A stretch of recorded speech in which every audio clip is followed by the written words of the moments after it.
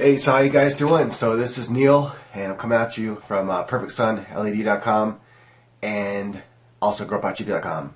And basically I'm making this video to answer questions that people have been sending me through both websites. And I get a lot of questions every day, and I try to get to all of them. For a while there, I do apologize. My email system was messed up, and it wasn't letting me know, hey, you got email. So now I just go and I check it every day manually through the Wix thing. Anyway, so yeah, if you want to get your question on one of these future episodes, and if you guys like these, I thought it was a cool idea. I thought, yeah, maybe I'll do it live at first, but then I was like, well, you know, if I do it live, then I won't be able to answer the questions on the website here and answer you guys at the same time. It'd be kind of hard. So, all right. So first one, I'm not going to tell who the name is or anything like that. So unless you want your name known, then I'm not going to tell it. So. In the future, though, I'm just picking random ones right now, but in the future, if you want your question on here, then all you have to do is send me an email through one of my websites, either growpotgp.com or perfectsunled.com, and then let me know, say, hey, I would like my question featured on your question answer thing. And yeah, so all right, let's get started. So the first one is from someone that asked me what would work, and it says, I have a 4x4 tent. Which of your lights would work best for me, something that doesn't run up too much of my light bill? So my answer is going to be obviously the Goliath, because that's the absolute best light for a 4x4 tent. Now, of course, it all depends on if the tent can handle it, but you know, if they have a cheaper tent, you know, like Lighthouse or something like that, then they might need to put that thing on the top of it, you know, the square thing that I show on the Goliath page. So yeah, so definitely, if you're using a 4x4 tent, or if you don't have a 4x4 tent yet, I highly recommend getting a Gorilla tent. I have no affiliation with them whatsoever. I don't sell their tents. I don't get nothing from them, just so you know. But they are super, super built and super strong. You can actually do pull-ups in those motherfuckers, so yeah, it'll hold the Goliath. That's basically the reason why. I don't know any other tent that will do that. If there's another tent out there, by the way, that will do that, that will hold that kind of weight where you can actually do a pull-up in it and it not fall apart on you, please let me know. I haven't come across any other ones yet that are built that strong and that good. But yeah, so, but if not, then definitely on my Goliath page, go to perfectsunled.com, and on the drop-down, just click on the lights, click on Goliath, and at the very bottom of that page, look at a very genius idea that that Beast 77 came up with, from originally from 420 magazine. I think now he's on the Autoflower Network .net or something like that. I can't remember what it's called, but he's on that forum now, the Autoflower Network forum. All right, so that answers that question. And the next best one would be if you have a cheap tent but you don't want to deal with the weight, then get the Perfect Sun Cob. It'll fit in the tent. It's not going to be too heavy, and it has almost the same average PAR rating as the Goliath. So the Goliath, you can expect 2 to 3 pounds per light. Yeah, that uses 575 watts. This sounds like an advertisement now, but I'm honestly just answering the question. This is honestly right here in front of me.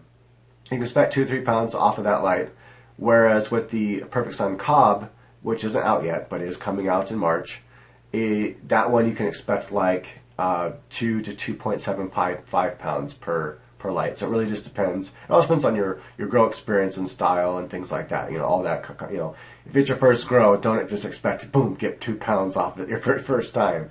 You have to really fill in that area nicely. You know, some really good sea of green or some other technique.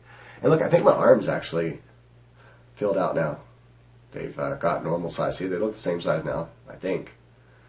Basically, I just started doing one-arm pull-ups with this arm here. Well, assisted one-arm pull-ups, slightly assisted. And then I'm also just doing, you know, curls every day with this arm, and then with, you know, like twice as much as with this arm. And I think it's made the difference. So since last time I did a video showing my muscles, wow, we're only one question and already at 4 minutes. That's crazy. Okay, it wouldn't take me that long to type this. I would have just typed really quickly. You know, just, you know, Goliath, the Perfect Sun Cob, and make sure, you know, which one fits your tent the best, or whether or not you want to build the structure for a weaker tent. All right, so next question is, I know you probably received this question before, but if you are not using RO water, is this feeding chart still applicable? And the question is, or the answer is, yeah, of course.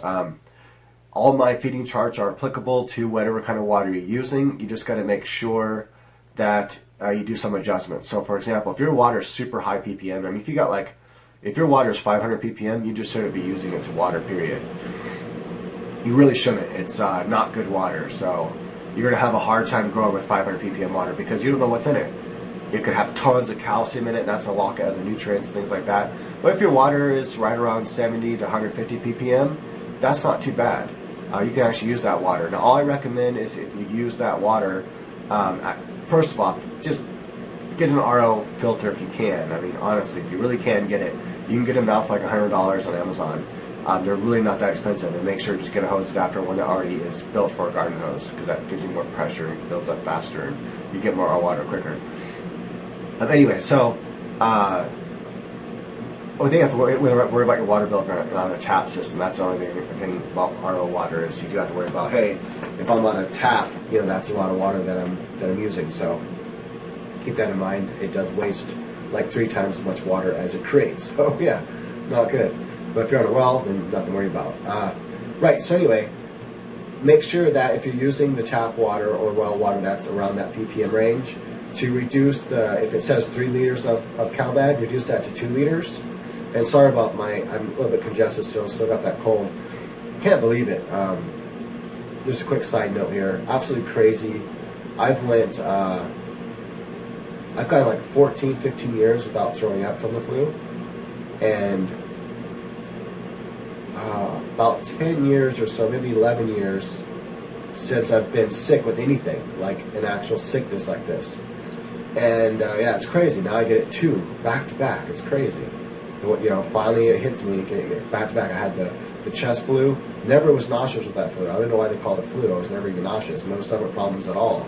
Just very much kind of like this cold is what it felt like. But I kind of had some other flu symptoms where you get the fever and the whole body aches and stuff. So that kind of part of it felt like the flu, but nothing else did.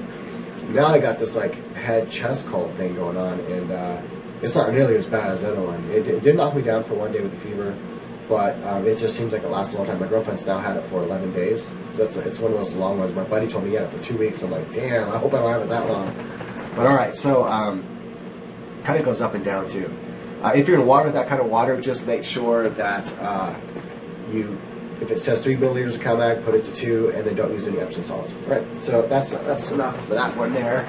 Let's move on to the next question. I feel like I'm just taking too much time here, but hey, you know, I'm trying to like, I don't know, feel like it's kind of like a hangout thing, even though it's not because it's not live. But yeah. Let's see here. Some more questions I can get to here.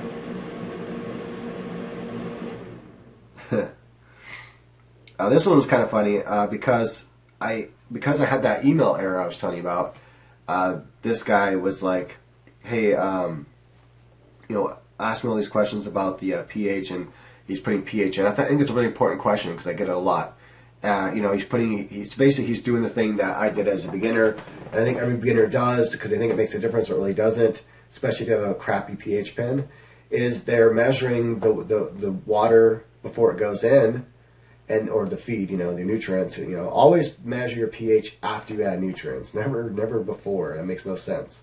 You want to know where your pH of your feeding is after you have all the nutrients in it, because the nutrients are going to be acidic, and most of them are at least, and they're going to bring the acidicness of your water down. And so then you want to let that rest and settle for a little bit, and then test the pH and see where it's at, and then see if you need to adjust it. Anyway, so what a lot of beginners do, and I did it, is, you know, you pour your water and get a little bit of runoff, you know, because you're watering every day with coco, and you're pouring your water in there and you get a little bit of runoff, and then you're measuring it. Sometimes you're not even measuring it correctly. It doesn't matter, you know, and then it comes out higher or lower or whatever.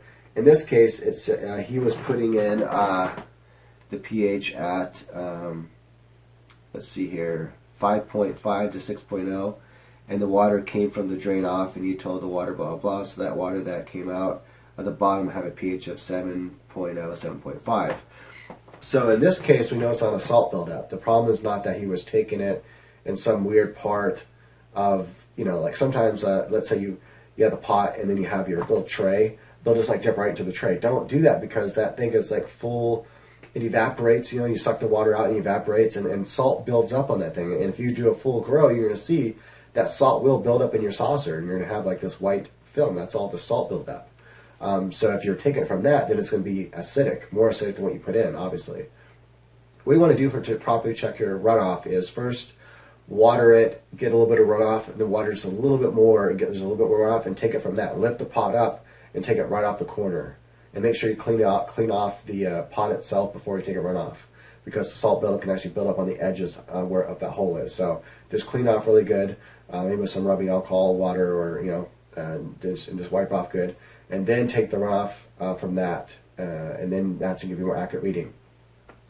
However, I highly recommend not to really check your runoff. Don't do that unless your plants are showing that there's something really messed up with them, because most likely you have a lame pH pen, and the pH pen is going to give you good accurate readings anyway.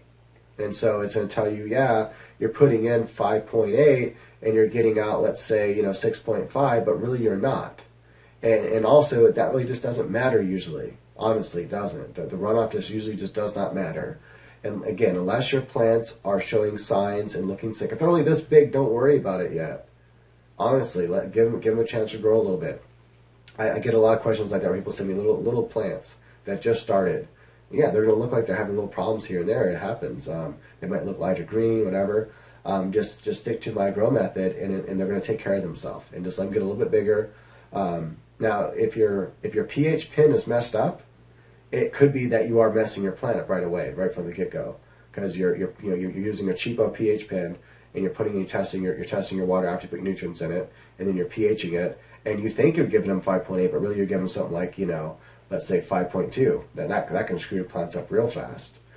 Or it's reading the other way, and you're feeding them something like 6.5, and that can mess your plants up, not as fast, but it can still mess your plants up.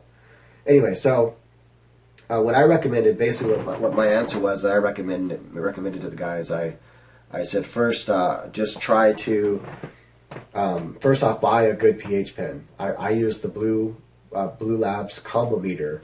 My combo meter, it's not a single pin that's 2-in-1. It's a actual square like this big, and then has one meter comes off it. That's your TDS meter. That's permanently connected. Then it has the other one that you twist onto it, and it doesn't twist on, but like I don't know, it's kind of where it kind of goes like that, locks in place. That's the pH pen. That needs to be replaced like every 1 to 2 years. That's just with any pH pen. No pH pen is going to last you longer than 2 years, most likely. It's just, even if you take super good care of it, it's going to start getting inaccurate. It's just what they do. That's, I guess, is something with how they're built. They just can't get them to last longer than that. Or maybe they could build one, but it'd be super expensive. I don't know. Anyway, either way, they're disposable. That's how they make them. So yeah, that's something we have to deal with.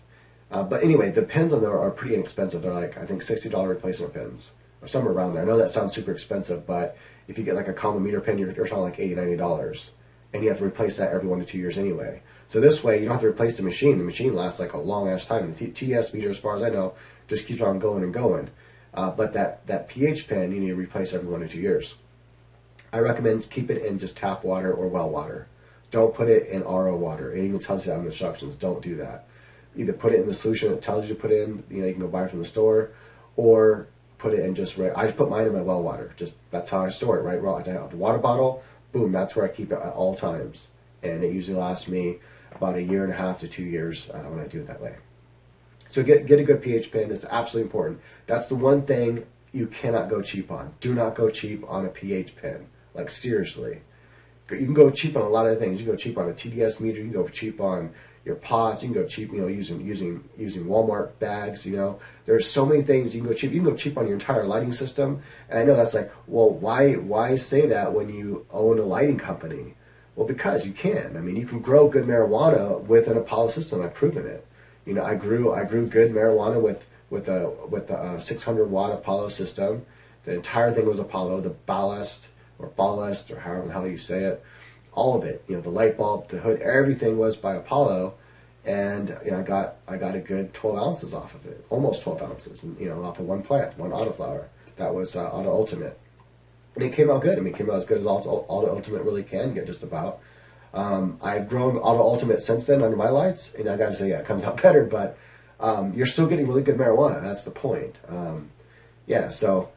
Anyway, That's the point, is that you can go cheap on lights. You don't have to, don't go cheap on LEDs though. If you're going to go cheap on lights, go HPS. If you absolutely have to for some reason, do CFL, I guess do CFL, but you're better off doing T5 than CFL. You're better off with doing a small HPS than you are doing CFL. CFL is just, you can get good weed, you can get good quality marijuana off of it, but you're not going to get good yields for the watts you're using. You're just not. All right, so that's that. So basically, what I told him is like, just don't worry about your runoff, man. Just don't do it. Stop taking your runoff altogether. Just follow my feeding chart. And matter of fact, if you use RO water, you can follow one of my feeding charts, like my Florinova feeding chart, and not even have to worry about the pH. That takes the pen out of the equation altogether. The downside is you have to make a fresh batch of water every single time right before you water. If not, then it's not going to stay pH stabilized. It might go up, it might go down. So yeah, that's the problem. That's why, and the reason why I need a pH pen, because if you want to have a 5-gallon batch of water and it's going to last you 3 days, you need to check it every day, and you might have to pH down it every day, or you might have to pH up it. Most likely you're pH down again, because most nutrients are pretty, they bring the pH down. And but one trick I can tell you, this is really important. I'm acting like this is an entirely different question. All right, so new question. I'm gonna pretend like someone just asked me this because I think it's a good point. Is what's the best way to stabilize your reservoir or the water that the nutrient water that you're gonna be watering with? This is the number one trick. It works so good. So add all your nutrients to the water and let it sit for at least 12 hours, and then check the pH. Because then it's had a really good chance to settle. Because what happens is there's pH buffers in the water, unless it's RO water. But even RO water still seems to kind of have a little bit of some pH buffers in it. So there's still something left over in there, even if it's 0 on the meter. But anyway, so if you use RO water, then it's much easier to do this, to get this result. But if you're using tap water or well water, anything like that, there's pH buffers in that water. All our water that we drink, that's tap water, they put pH buffers in it because they want our water right around 7, because that's good and healthy for you. Most time tap water is 7.1, 7.2, somewhere right around there. Well water typically stays around 7.3 as well, because it has natural buffers in it, like the calcium and things like that. But I know sometimes that my well water will dip way down and get really acidic. I think it's a certain times of year it does it. I don't know. I should probably start testing more often and see what's up with that. But I use a pH up filter anyway, that I pour my water into. That's what I drink. But anyway, so let it sit. For that reason, also the nutrients have pH buffers in it as well. So let it sit for like 12 hours. Let the pH buffers fight against each other and flow with each other, and then balance out, and boom. And it's always usually going to be lower than what your water is. But it's always going to be different than matter of fact, you can try this. So make a 5-gallon batch. Right afterwards, test the pH. Wait 12 hours, test the pH again. Don't put any pH up or down in it. Test the pH again. You'll notice it has changed. And then adjust it accordingly. And now you're going to notice that it'll just add a little bit at a time and stir around, give it a chance to settle. I know it's hard to be impatient, but wait like 5 minutes and then test the pH and see if it's where it needs to be. If not, then add a little bit more. And then you'll notice that batch is going to stay stable for a lot longer. The next day, it might even be the same. And that's why I love psychonutrients. Psychotech nutrients, CYCO tech nutrients, that shit stays stable, man. Like I water with 0.8 to 1.1 EC, and usually that's enough to stabilize my water. And I use RO water, and that just stays stable.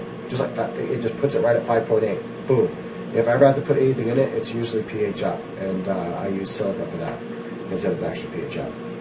All right, so this is already a 19 long minute video. But yeah, so if you'd like to see one of your questions featured in one of these episodes, hey, let me know. I really appreciate it. Another thing I asked on Instagram was, what do you guys think of me doing something like this, where I'm just like chilling like this, but I'm smoking. I should have been smoking now, but I'm testing something with my anxiety.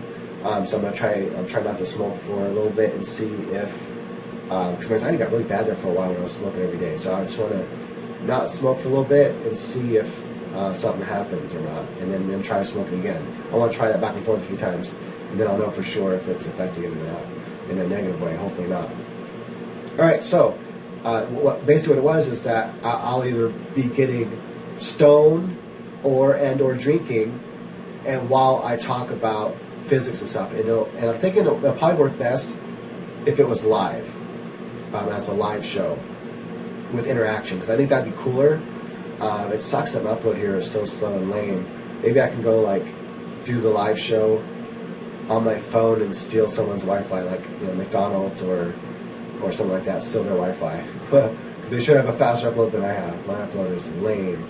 Anyway, so yeah, what do you guys think of that? I'll be talking about bizarre physics and philosophy, or and philosophical implications of what the bizarre physics tells us about a universe and about ourselves and things like that. I'm a nerd that way. I'm a nerd in a lot of ways. Also, I've been making some Hearthstone videos lately, just kind of playing.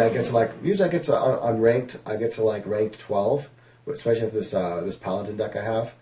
But I can't get past 13 this time, and this is the last day. And honestly, I didn't put enough time into it this time. But I'm like, oh my gosh, I got to 13 and 3 stars, I think it was. And I was so close to 12. I'm like, come on, 12. And I couldn't get there, and I was dropped down. So now I'm playing the up and down game right now. It's really irritating. But for those of you that like Hearthstone and you want some cool tips and stuff like that, I'm not one of those players that just sits there and like plays the game in my video and doesn't say what I'm doing and why I'm doing it. I explain what I'm doing and why I'm doing it, what's going through my head, what I'm thinking about, and all that, so people can actually learn from my gameplay. I'm not like a professional player, nothing like that, but getting to level 12 on ranked is fairly difficult. It's not easy, especially right now. The meta right now is crazy. Like, there's some of these fast decks, man. They're crazy fast. But I've been whipping these fast decks down, and I got some gameplay of that. So yeah, check that out. That's on my game channel, and also you can check it out if you don't know what my game channel is. Just go to my art channel. Just go to my homepage by clicking on my title, which is growpotcheaply.com. The girlfriend just got back home. And then click on that, and then that'll take you to my homepage, and then you'll see on the right there my other channels. I link to my art channel, and click on my art channel, and then you can see one of my recent videos there. If not, just search for my Hearthstone video, and that will take you to my game channel. And sometimes I post them there too. But yeah, if you guys are down with that kind of stuff, and yeah, that's about all for this video. So double peace. Until next time, let me know what you guys think of this episode. If you guys want to see more of this kind of shit, if you do, I'll make some more. All right.